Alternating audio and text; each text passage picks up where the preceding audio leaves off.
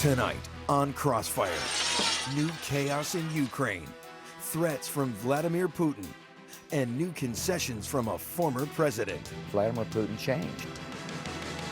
On the left, Van Jones. On the right, Newt Gingrich.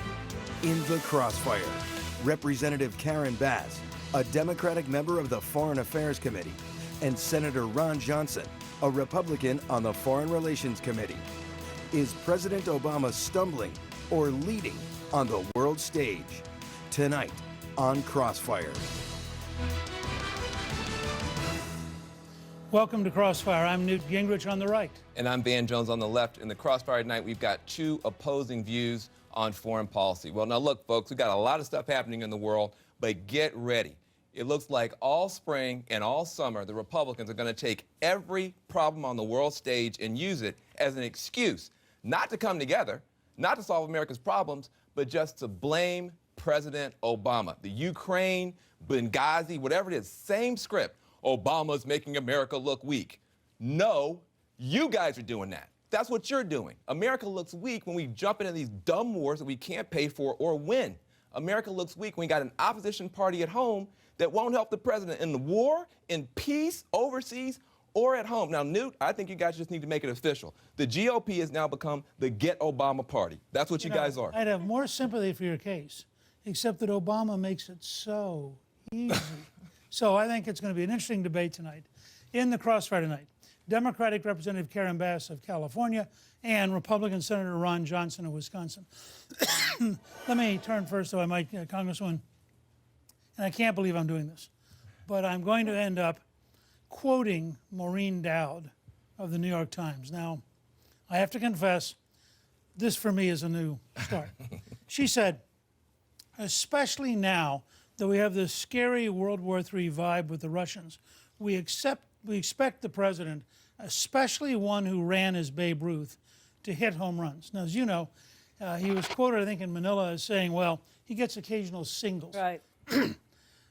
Don't you think that standing up to Putin requires Babe Ruth more than a guy hitting singles? Isn't this really the big leagues? Well, I think it's the big leagues. I think President Obama is used to the big leagues, and I think that his leadership on the Ukraine has been strong.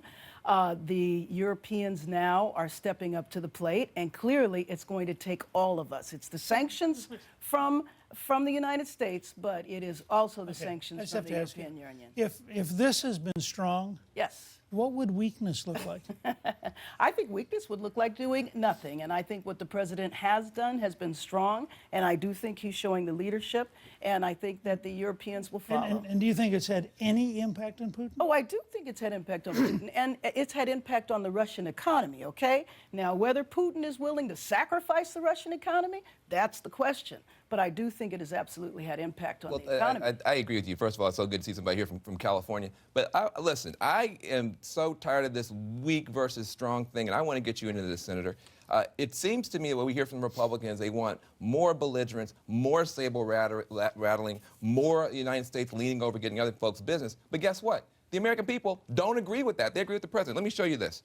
If you look at the actual numbers, only 20% say we should be more active, even in the face of all this stuff. 47% of Americans are saying, listen, we can't solve the whole world's problem. We should be doing more stuff at home. Why are the Republicans out here demagoguing on this stuff and the American people aren't even with you? Let me first challenge what you said in your opening comment, that we're blaming President Obama. I personally blame Vladimir Putin. But the fact of the matter is, we have shown weakness. We haven't shown the strength in resolve. No, we have to show strength and resolve. Vladimir Putin is not going to listen to words. And the president says all kinds of good things, but you have to back those with action. He will only respond to action. So what we should be doing is we should be honoring the request of the courageous people in Ukraine. We should provide them some defensive weapons to change Vladimir Putin's calculus. The other thing we should do is we should open up our energy markets. We're flaring. We are wasting so much natural gas. We ought to capture that. We ought to build pipelines. Well, we ought to export that to Ukraine I would and like Europe. to say that because my understanding is that, especially in terms of the liquefied natural gas, Those contracts are underway, but it's going to take them about a year before they come online. This president can move those along a lot quicker, and he's not doing that. He's not doing that. I don't believe so, because the contracts are underway. It does take a while for it to come online. You know, my Republican colleagues, and both of us are in the minority, every time something comes up, all roads lead back to Keystone. And I'll tell you, even if Keystone was being built today, it would take a year for it to come online. Right now, the roads lead back to allowing those permit applications to move forward. Have you heard the president announce those permit applications to move forward? That'd be a powerful signal right then and there. We have to recognize what gives Vladimir Putin strength. It's his oil and gas reserves, Europe's dependence on it. We need to break that dependence. We got to break that monopoly. You know what? Even if Keystone was up and running, it's still a drop in the bucket in terms of. And I'm talking about the LNG, terminals that will signal what we should be doing. But it is moving forward. It's just going to take a while. Let me carry a step further. And by the way, I'm for a very aggressive energy policy. I think it would be a factor. But I think the reason the president's getting in trouble is that you can follow the polling numbers that Van had. 47% of the country wants a less activist foreign policy. About 19 or 20% wants a more activist foreign policy. The president has been trying to do both. That is, he doesn't want to use military force, but he draws red lines. He ends up getting us talking about all sorts of places, but not doing anything.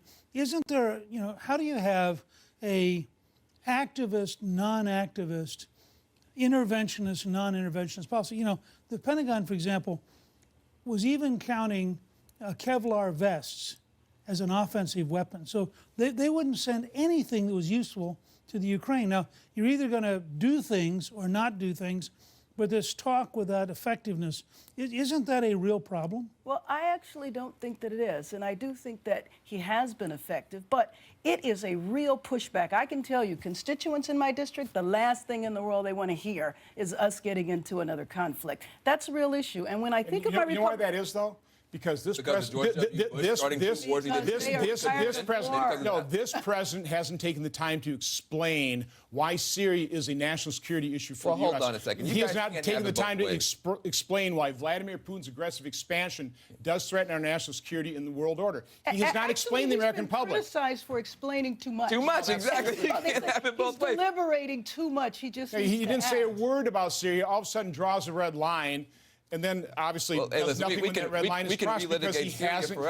It's an example of how this president has not led by explaining to the American people why these things are in our national interest. Senator, let me ask you one question. First of all, people want to go back and act like if he had bombed Syria that we would somehow be in a stronger position. We were bogged down in Syria right now. We'd be in a weaker position to deal with Putin, number one. But number two, if we were bogged down in Syria, you want us to have another land war over there? You would have already changed Vladimir Putin's calculus. The reason Vladimir Putin's doing this is he can do it with impunity. And what about George W. Bush? What he got out of his aggression toward Georgia was a reset. Well, hold on. The aggression under Georgia, that was with George W. Bush, who had just invaded two countries. So obviously, with him, actually, who's a lame duck president. The election was happening, and then President Obama came in and rewarded Vladimir Putin for that aggression with a reset. A reset button was actually awarded, and that hasn't worked too well. Well, let me just say a couple things. First of all, my big disappointment with you and with your party is that there's not. I can't imagine you disappointed.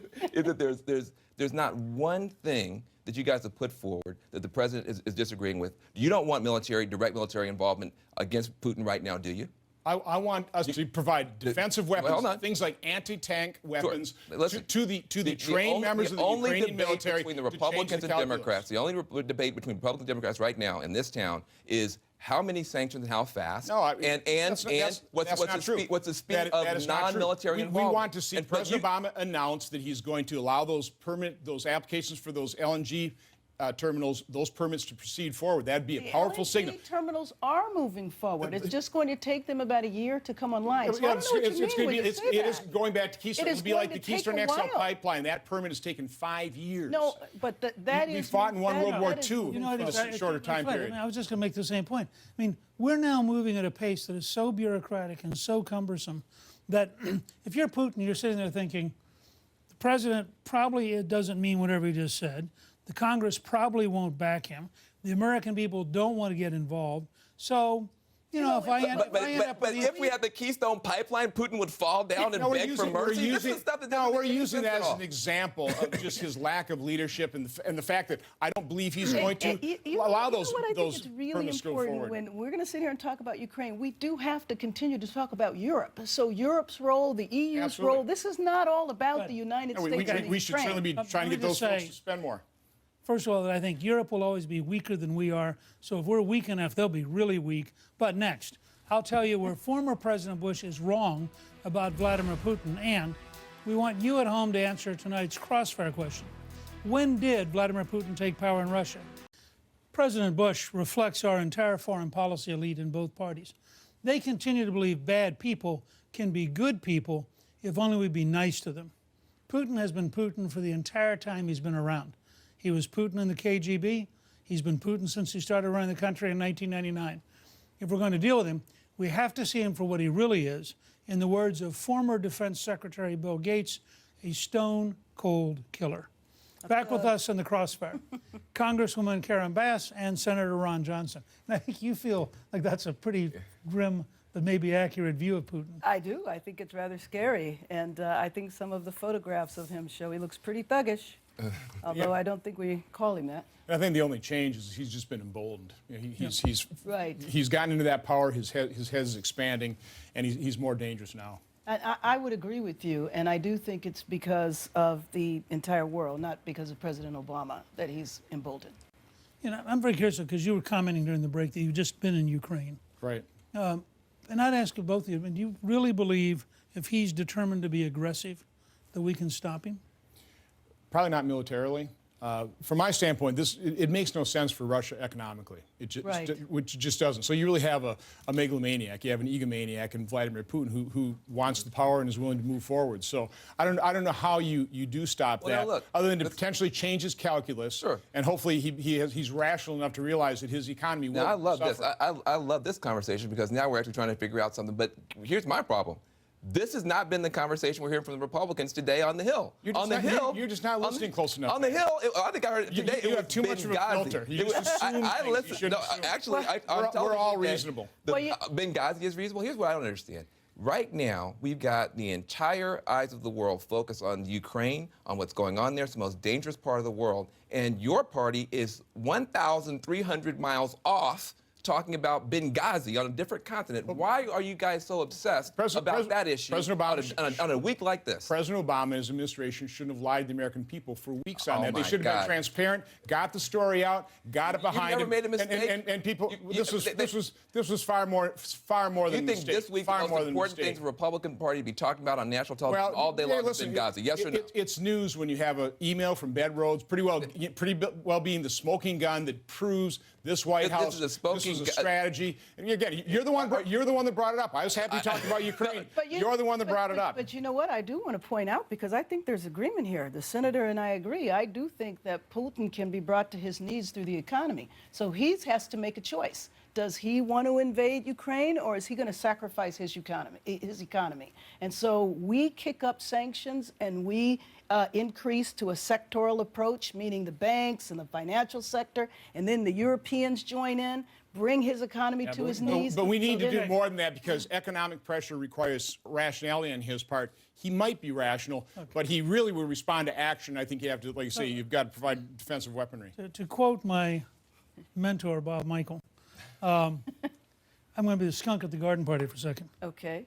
Putin is cutting deals with Japan. He's cutting deals with China. He's about to cut a very unique deal with North Korea that may involve a railroad from South Korea.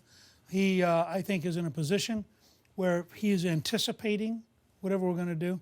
We haven't been able to change Cuba with sanctions that go back to 1960. Well, now that Cuba's a whole nother discussion. But no, We no, can but talk I'm about just that saying, policy. you look at a That's country not that made size, sense. and I am very concerned. I just lay this on the table. And by the way, that's the point. Sanctions work pretty good when it's asymmetric, when you've got a very small economy, like Iran, like North Korea, potentially Cuba hasn't worked. When you've got an support economy Cuban as large as Russia, it's, it's a couple trillion, there's a lot of interdependencies. We'll never put the type of crippling sanctions because it's a double-edged sword. It hurts the West just as much. Make your point, though, about Yeah, I was just saying that the world has not supported our policy with Cuba. We've had a blockade against Cuba for over 5 decades, and it just doesn't have the international And support. do you think China, Japan, India, Iran are going to support the American sanctions on Russia? Well, I don't think they would just support them because they're the American sanctions, but I do think when Europe weighs in a much bigger way, I think that it really increases the pressure. Don't you think that as this thing develops, listen, right now Europe has been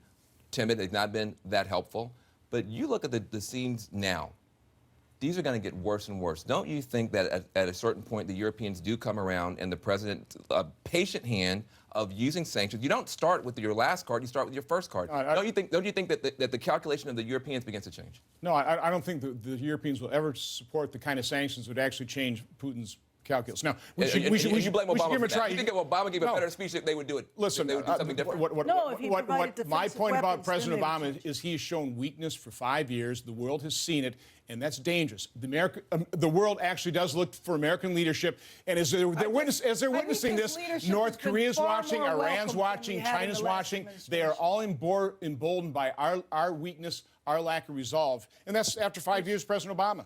Who respects America more after 5 years of Barack Obama? Let's go back to Bush and talk about how the world respected I'd rather him. stick with the president. Yeah, right. I bet I said you 5 years. But let me just say, I think what's really sobering and frightening about where we are right now, and you saw this a little bit as they started talking through what's going on in Ukraine today, Yes. is probably the only thing that would really slow Putin down is genuinely arming the Ukrainians.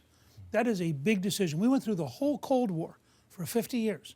And the Russians went into East Germany in 53. They went into Hungary in 56. They went into Prague in 68. We were always very careful. They have 1,700 nuclear weapons.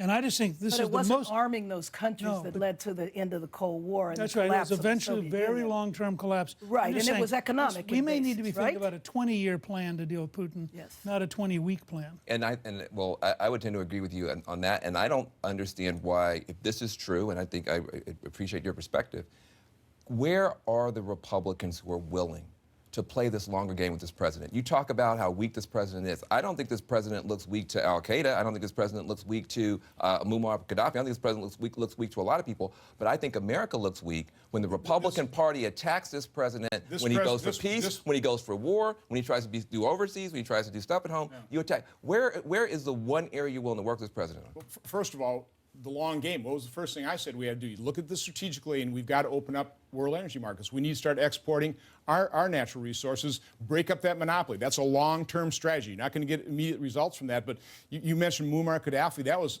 the White House saying that President Obama was leading from behind. That didn't work so well, and that's really behind I think that the whole debacle of that strategy in Benghazi was. We got to keep arguing after the break. First, we want you guys to stay here.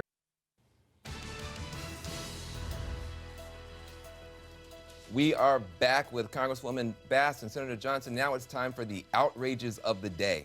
Now, I am outraged that we're all outraged, but only about this Sterling guy. Who cares about him? What about the deeper racial problem in sports, the one that is staring us in the face every single game? Now, look, between baseball, basketball, and football, we have nearly 100 American teams, 100 teams. Now, except for one person, Michael Jordan, every single principal owner is white. But the folks who are sweating at the bottom of the pyramid every game are mostly people of color. Now, that's not 2014, that's 1814. And to me, that's the real outrage. Now, what do you think about that, Congresswoman? Well, I think it's an excellent point. And you know what? I'm hopeful about the Clippers because you have Oprah Winfrey, you have Magic Johnson, and Magic Johnson has an interest in the Dodgers. Yeah. And so I'm hoping that they will be able to step in and take advantage. Well, you had Van with his big CNN contract. I can buy a ticket with you. My view is this will shake up the billionaire owners. Yeah. Some of the teams ought to watch the Green Bay model. Clifton and I own a share of stock. I think having a community-owned team is the senator from Wisconsin. I have confidence. That'd be the Lord's team, right? That's right. Community ownership. I'm for that. Okay. So on my side, Bill Clinton has always been self-aggrandizing and extremely loose with the truth. So even though it ought to be an outrage, it's really no surprise that during a speech this week he was self-aggrandizing and dishonest in taking sole credit for the prosperity of the 1990s. Listen to this. In all the so-called prosperity of the 1980s, only 77,000 of our fellow Americans moved from poverty into the middle class. In the 90s, 100 times as many, 7.7 million people, did. That was policy. In a way, Clinton is right. If he had not governed so badly in the first 2 years he was in office, Republicans would not have taken control of the Congress, and none of the necessary work would have gotten done. So if he wants to take sole credit for getting the Republican Congress elected in 1994, the Congress that forced him to reform welfare and balance the budget, it's just fine with me. Okay, well, look, we don't have enough time for me to fight you on that one, so we're going to just let you have that one tonight. We're going to check in on our fire back results. Can the United States prevent Putin from taking over eastern Ukraine? Right now, 17% of you say yes. 83% of you say no. My goodness. What's your position? Do you think that we could stop him or no? Well, we got to change his calculus. But if he wants to roll, I mean, we certainly can't stop him militarily. And that's his choice. But we got to change his calculus. I'll say 83% of the people agree with you on that. Well, look, I want to thank you, Representative Karen Bass and Senator Ron Johnson. This debate's going to continue online at cnn.com/crossfire, as well as on Facebook and Twitter. From the left, I'm Van Jones. From the right, I'm Newt Gingrich. Join us tomorrow for another edition of Crossfire. Aaron Burnett Out Front starts right now. That was a good one. Great conversation. Yeah.